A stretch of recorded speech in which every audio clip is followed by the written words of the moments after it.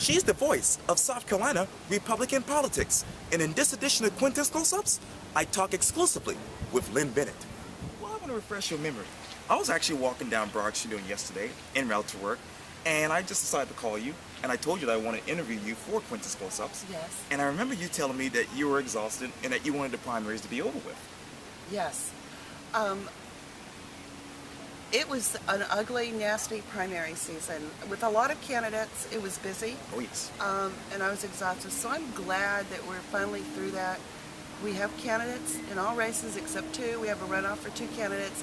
That'll be a piece of cake. We'll get through it. And let's talk about which race stuck out in your mind. Lindsey Graham's race stuck out in my mind. Lindsey held the model campaign. Sure. He was out there talking to the voters. He was answering questions. If you didn't like something, you could go to any of his events and ask him, and he'd explain it to you. And I think he won a lot of people over with his candor and his honesty and his thought process, how he got to the decisions that he made. Whether you agreed with him or not, it didn't matter. He was willing to talk to you and explain it to you. And he was willing to participate in that debate, too. Exactly. And unlike Eric Cantor, who lost his race yesterday, because he was not in his district, he was not paying attention to the people that vote for him. He was off campaigning for other people. He took his constituents for granted, and they showed him how they felt about that by electing someone we don't know. I hope he turns out to be okay. Eric Cantor is a good guy, but he made the cardinal sin of ignoring his constituents. And let's talk about the significance of the Tea Party.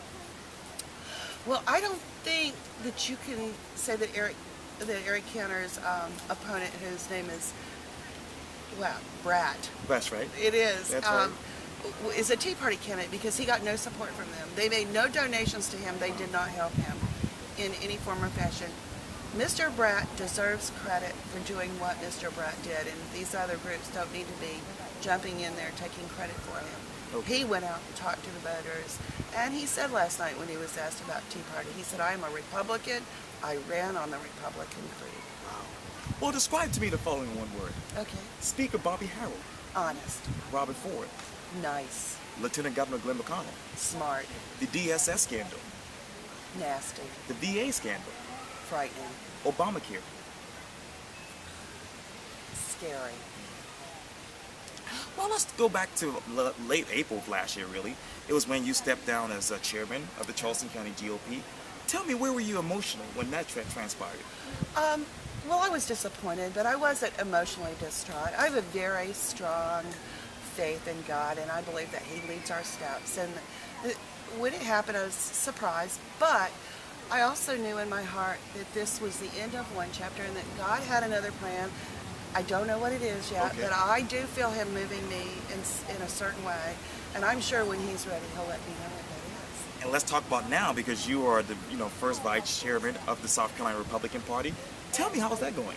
That's going great. We have a big election, so that keeps us busy. Yes. I'm honored to serve there. Mostly my job is working with the women in the party, getting them involved, and outvoting, and I love doing it. And when I was talking with Mount Pleasant Fire Chief Herbert Williams just a few weeks ago, we talked about him being the first African American fire chief for the town. Yeah. And he basically said that he was blessed. Tell me, as we sit here right now, do you feel blessed being the first vice chair? I feel very blessed being the first vice chair. I feel honored that the state delegates elected me to this position, and I am happy to serve in any way they need me to. Yeah. Well, fill in the blanks for me. Being a national delegate for the RNC in 2012 was? Most exciting political thing I've ever done. The energy inside a convention hall is beyond anything describable. It was so exciting to be in a place, and Tampa is a beautiful place. It really is. With like-minded people who were as excited as you to nominate your candidate, to put the final touch on the nomination of your candidate. The voters have already picked the candidate. You're just cementing what they've told you to do. Yeah. And it was so much fun. It's indescribable to explain excitement. Yeah. And being the vice president of the Sea Island Republican Women was? That was fun too. Women are hard workers. Maggie Thatcher always said, if you want to do something, ask a woman. If you want to know something, ask a man. If you want to do something, ask a woman. Women work. Women go out and do minimal things and talk and strategize.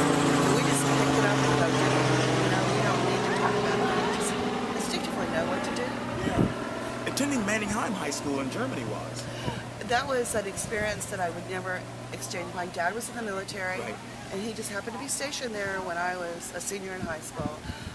And I graduated from there, but it gave me such an opportunity to see European countries, because we lived in Germany, in Mannheim, Germany, but we traveled to France and Spain and Austria, and we saw a lot of places, and there is no country like the United States. It made me proud of where I came from. And you're getting emotional about it. I love America. Yeah, me I too. love this country. Me too. We have our problems, we struggle, but I think that we always find the right answer. We do. Absolutely. So let's go back down memory lane and let's talk about you living in Baltimore. Well, I lived there because I married a boy from Baltimore. Ed? You know, everybody makes a mistake, but he's a wonderful man, and I love him very much.